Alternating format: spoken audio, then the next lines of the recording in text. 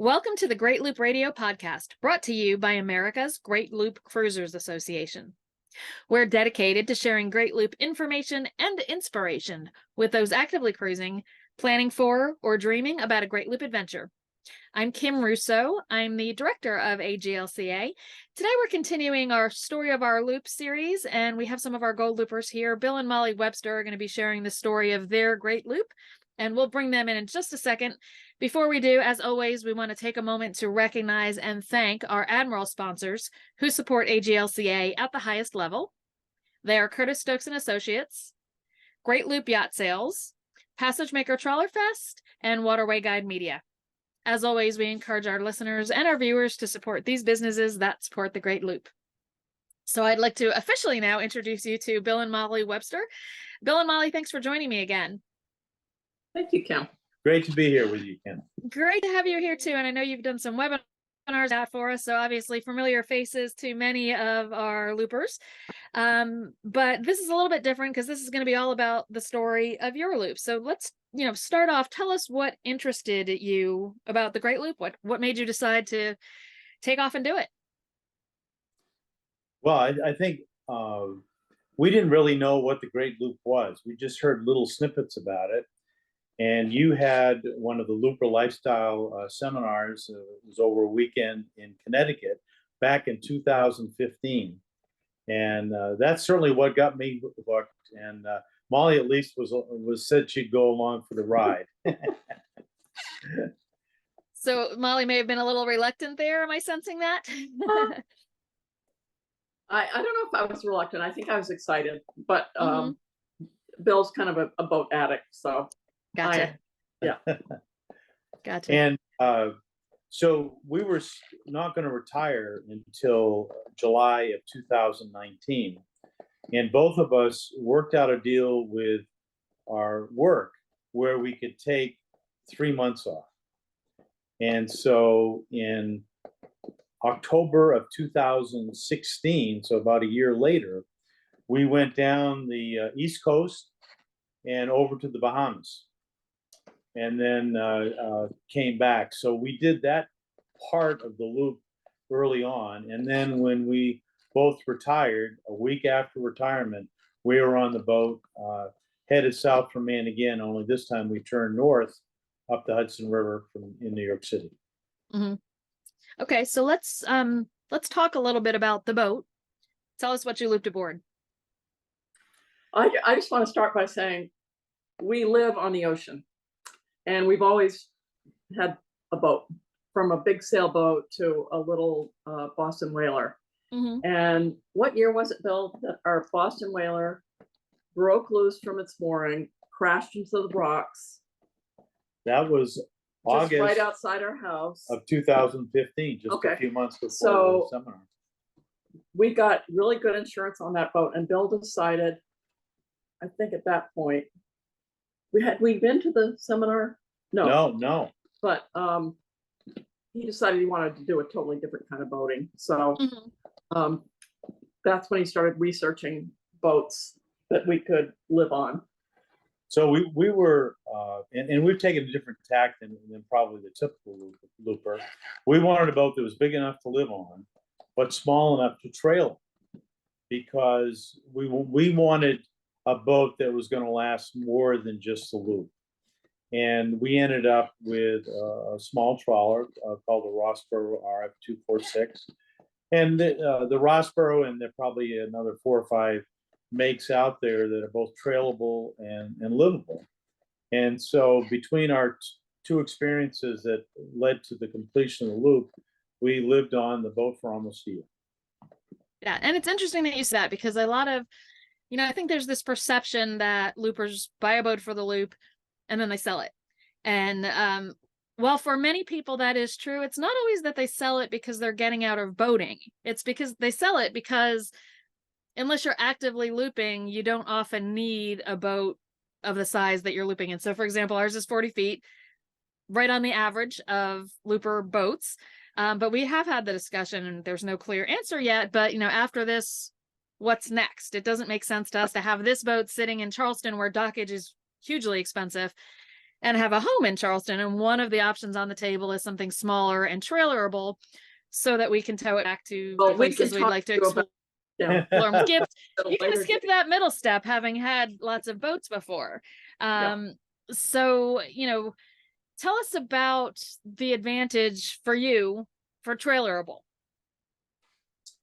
So for one thing, it allowed us to do things in sections. So for example, I recently completed the Down East Circle Loop, and we had already gone from Maine to the Erie Canal as part of the loop. We trailed it over to Lake Champlain and did the Champlain Canal to connect back to Waterford, where the Erie Canal begins, and then up to Burlington. And then 2 years later, we trailed it to Burlington and went through the canal system to the St. Lawrence, to Quebec City, where Molly left me. She no longer does large open water crossing. And then a friend of mine joined me, and we continued on around the Gaspé. We even went to Newfoundland and back. Plus, Bill has a dream of, and I don't know if this is going to happen, but of someday trailing the boat across country and getting into Alaska waters. So we got a lot of options, and maybe the Baja waters. So, and we've already trailed to Florida. I mean, once you've done, for us, we've done the ICW twice in one direction and one time in the other direction, which is enough. And that was enough. But to be able to trailer down to Florida or the Georgia Sea Islands, or to go to the Bahamas again, we're planning our 4th trip to the Bahamas this winter. It just gives so much flexibility. And the key to us, I think, in making a small boat livable is having canvas that you can enclose the cockpit. So we had the typical V berth. We had a small V berth. Yes, but we could both sleep in it. And we had a cabin with a galley and a sofa, and then our dinette table was in the cockpit. And we have a shower back there too. Yeah. And Molly can take a nap on the couch, and I can take one in the V berth. If a boat can do that, then you probably have made. Plus, I don't know if this relates to the question, but we can basically beach our boat. So we have a very shallow draft. We can go many places that large boats can't go. Maybe that's another question, but. Well, but no, so, and talking about, kind of the advantages of having a smaller trailerable boat. So the Rosborough 246 is an outboard, correct? Yes. Correct. So we have 2 outboards, a main motor and a kicker, which came in handy a couple times. I think having 2 engines, whatever they might be, is helpful. The other thing, our boat only draws 2.5 feet. So when it came to anchoring, we could always go in front of whoever else is there. Right. And have to much less dinghying to get to shore.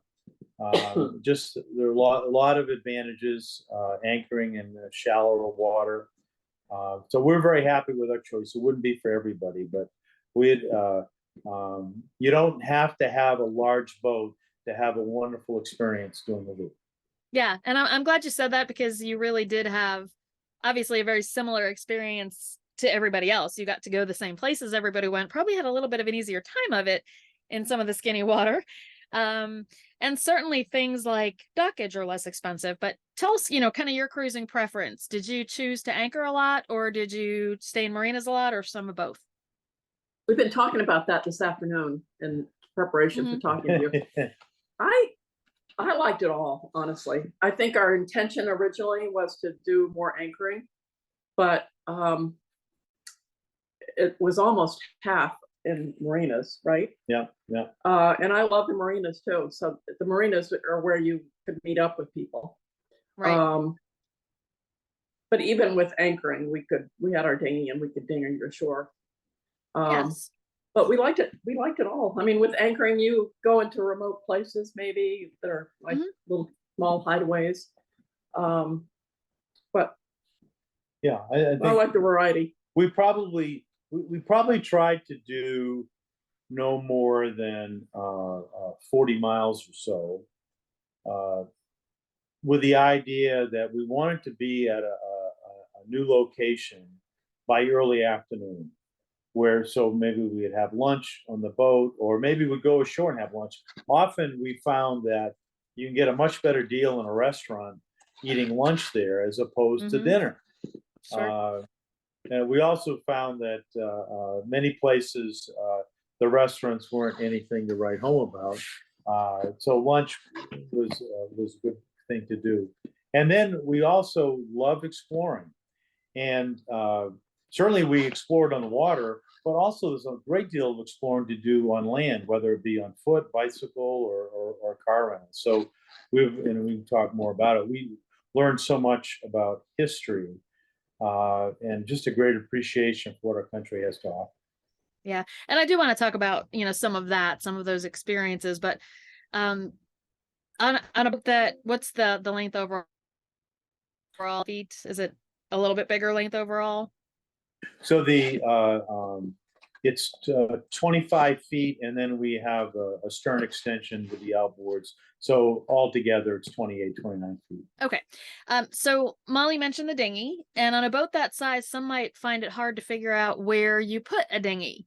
So tell us how you solved that problem. Yeah, and that's a very good question. One of the things that Rosborough has, at least ours does, is a full roof over the cockpit. So we have it's flat. Yeah, it's flat. So we have all kinds of space. So not only did we have our dinghy on the roof with a motor, we had a davit lift. We also had a two-person kayak on the roof. And so being able to kayak or dinghy was flexibility that not everybody has. Yeah. Any other modifications or any other special features that the Rosborough had that made it, more livable for you for about a year? Well, again, we took the dinette table out of the cabin and put it to the cockpit, which allowed us to put in a sofa, basically. And so I think that made the boat much more comfortable. We ended up, we put a TV in, but we were so busy exploring what we did, we didn't really watch a lot of that. We have, an iPad that could show movies, but again, exploring where we went was our number one pick. I'm just trying to think. Plus, we had cocktail hour on the roof. Yeah, we could. Yeah, or on the sunset cocktail hour. Yeah, on the roof. Nice. And it's interesting. So our boat is named Salty Paws, but we when we did the loop, we happened to be dogless then. But we our dog, it's a Portuguese water dog, is lying down right here. Hey, Tori. No. So she's been to the Bahamas and nice. Yeah. So let's take a quick break and play a message from a sponsor. When we come back, I do want to kind of dive into some of the places you explored and what some of those highlights were. And, you mentioned seeing the history of the country. So we'll talk about all that when we come back. So we'll be back in just a moment. Let our friend John Heenan at SkyMed explain to you why your health insurance does not pay or only pays for a small portion of emergency medical travel transport. Say you're on the loop in Canada and have Medicare. You must get back to the USA to be covered once you are stabilized. That also is true for the Bahamas. No worries, SkyMed pays for transportation to your home hospital by a private medical jet, helicopter, or other means that can keep you stable until you reach the destination from anywhere in the world. Pets with you? They go home with you. What about your boat? Call John Heenan for more information at 954-520-4553. Our friends at Argo Navigation have created a free boating app that gives AGLCA boaters an easier way to plan their trip, navigate safely, and share information with fellow loopers. Argo has nautical chart coverage throughout North America, auto or manual routing, depths and tracks to avoid shallow water, trip details while en route, and a captain's log to save everything. You can also see other boaters, message them, and share experiences with in-app social features. Coming soon is a premium version with weather, wind, tides, offline charts, and more. Download the Argo Boating app on the App Store or Google Play. We are back on the Great Loop Radio podcast. With me today are Bill and Molly Webster. We are talking about their Great Loop adventure on their Rosborough RF246. And Bill and Molly, we were just getting ready to jump into, what you experienced, because you mentioned that a lot of the trip for you was really exploring shoreside. So tell us a little bit about that. What types of things did you seek out that maybe were a little bit different than what some loopers were doing? Well, we always got off the boat every day, noon or 1 o'clock. And if we were in a town, we would always go to the visitor center. Mm-hmm. We went to a lot of little local museums, which was wonderful. And I particularly enjoyed the towns in the Midwest, because we don't have relatives there. We really would have no reason to go there other than the Loop. And we just learned so much about the history of the country, which was fascinating. But we did a lot of hiking. We did a lot of hiking in your area. We had a great time in Charleston. I have an old friend who lives in Charleston who spent 2 days showing us all around. He lives in one of the South of Broad houses. I don't know. So one of the things that I would say to any prospective looper, or once you get out there, be willing to change your plans. When we started the Loop, the Finger Lakes was not on our radar at all, because we were going to take the Oswego Canal up to Lake Ontario and the St. Lawrence. But someone said, "Oh, you got to go to the Finger Lakes." Well, we went to Seneca Falls, which is a fantastic city with museum and national park about the role of women, which I didn't expect. That was new. We went to Cayuga Lake and down. We did some hiking to a waterfall that is taller than Everest, taller than Niagara Falls. So just experiences like that I didn't expect was great. I'd say on that, we just listened to the local people. Where should we go? And that was very helpful. I mean, we looked things up in the books and the guidebooks and all that. But we asked the locals. Well, and that's a great way to do it. Yeah. We were in Waterford and the Erie Canal was shut down for 3 days. So we couldn't go anywhere. We didn't have a car. We didn't really want to rent, but we walked to the town just south of Waterford and saw the original Erie Canal off the Mohawk River. Have you seen that? It's really interesting. Yes, I took a very long walk when I was in Waterford and kind of saw, kind of the falls and the rapids that the canal is there to navigate around, right? But also parts of the original canal, which are about the size of a truck. Yeah. It was very interesting. When we spent a night at the Wall in Oswego, which is just as you enter the lake, and this Fort Oswego that was a 1.5 mile walk. We like to walk, and we walked there not knowing really what to find. And here is this historic fort that's gone back and forth between the U.S. and British a number of times, the French at one point, I guess. But the thing that surprised us is that it was a holding cell, in effect, for 900 Jews that got allowed to go into the United States during World War II under the proviso that they would leave at the end of the war. And just little things like that. We love the Thousand Islands, but I would definitely recommend go to both castles. They're both very different, and even though we weren't sure whether we'd like it or not, it was a fascinating story. I'm trying to think. The North Channel in Canada was spectacular, but we did something different than most loopers in that we wanted to go to I'm trying to remember the Canadian National Park, Bruce Peninsula. And so we took the southern shore of Georgian Bay as opposed to the northern shore, and maybe with our trailable boat we'll go back and do the northern shore. Yeah, that becomes an option for sure. Yeah. So you mentioned the Erie Canal being closed for a few days, and you in your pre-interview you kind of listed that as one of the challenges. So tell us a little bit about that, because right now we've got some lot closures going on the Illinois waterway. So people hear about waterway closures and always get a little curious, and some get a little anxious about that. So tell us what happened the year you were coming through the Erie Canal. Well, actually, I'll soon jump to the Illinois Canal, but on the Erie Canal, we had that closure for 3 days. Found other things to do locally, and it was not an impediment at all to our trip, and really didn't interrupt anything. The Illinois, though, was a different story. You may remember, not unlike this year or last year, the Illinois was closed for some substantial repairs. This would have been the fall of 2019. Yes. And so we ended up staying a little extra in Chicago. But when it became clear when the window would be, we took off, and we were in the first group of 27 boats that went through the lock together. And you got to be patient on the locks. They may tell you it's going to be 3 hours and it ends up being 6, right. Or it ends up, they say 3 hours and it ends up, we'll take you now.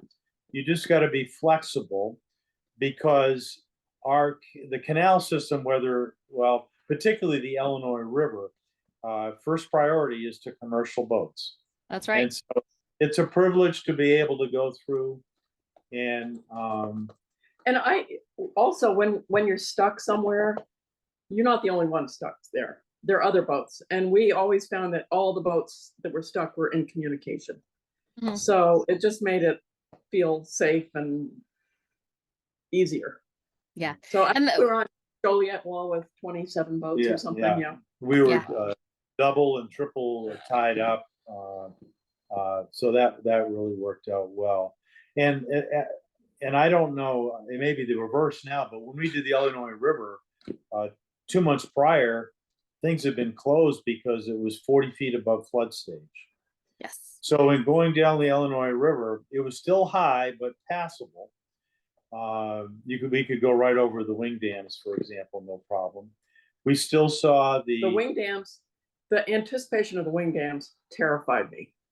Really? It turned out not to be a big deal, but there was just a lot of talk about the stuff that you can run into, and it just wasn't a big deal because it's pretty obvious where they are. Yeah. I don't know if you had that same experience. But. Well, when we went through last year, the water was really low and you could actually see most of the wing dams. But in general, when the water's higher and you can't see them, you do know where they are, and you really shouldn't be that far outside the channel anyway. Right. But it's another low water year, so those that's presenting some other challenges. So that was different. So, I mean, just to go down the Illinois River and see these houses that were 25, 30 feet up on stilts, they have to live with this every year. And this was a new experience for us. We went to Alton, which is right where the Illinois or it's on the Mississippi, just after where the Illinois comes in. And that's where we rented a car. And we wanted to go to St. Louis. We loved the Arch. We saw a baseball game. We went through the Budweiser Brewery, which is fantastic. But also, we're going along, and we see a sign for I think it's Cahokia Indian Mounds. Well, what's that? And here was an indigenous people that made a landmark that was every bit as big as anything else. It happened to be earthen. And, I've read about the so-called prehistory, and there's nothing that carries over. But here was this big monument to what they had done and left. Other little things, in Alton, there was information about the world's tallest man at the time, and going to his statue and taking a picture of ourselves near it. Or there was a minister of Maine, from Maine, by the name of Lovejoy. We're from Maine. And who had moved to Alton, set up a printing press in against slavery, and was ultimately killed. Pre-Civil War. Just little stories like that were fascinating. We loved. The going down the Mississippi was high. But we did it with other boats, and we got through fine. And then we got to the Tennessee River. Paducah was wonderful. The Museum. Did you go to the Quilt Museum? Did, yep. One of the best museums I've ever. So ever if been you had to. told me, you're going to go to the Quilt Museum, no, I'm not interested in the Quilt Museum. It was fantastic. So all those filters out there, go to the Quilt Museum. We were fascinated by the land between the lakes, between the Illinois and Cumberland rivers, which a lot had been flooded when those dams were opened up, including Fort, I think it's Henry, which was the site of the first Union incursion into Confederate lands, and there were 4 Confederate soldiers that died. So we were intrigued, and we spent a day walking around trails in the land between the lakes, and we actually found the cemetery with these 4 gravestones. Wow. And and it was labeled what? War between. No, it was WBTS. War between the states. Well, we had to figure out. Wow. What WTBS, BTS. Anyway. Yeah, no, that's fascinating. I have not heard that from loopers before. We had the opportunity to drive a little bit around. I don't remember why we had a rental car, but in the land between the lakes, and go to the where you can see the buffalo.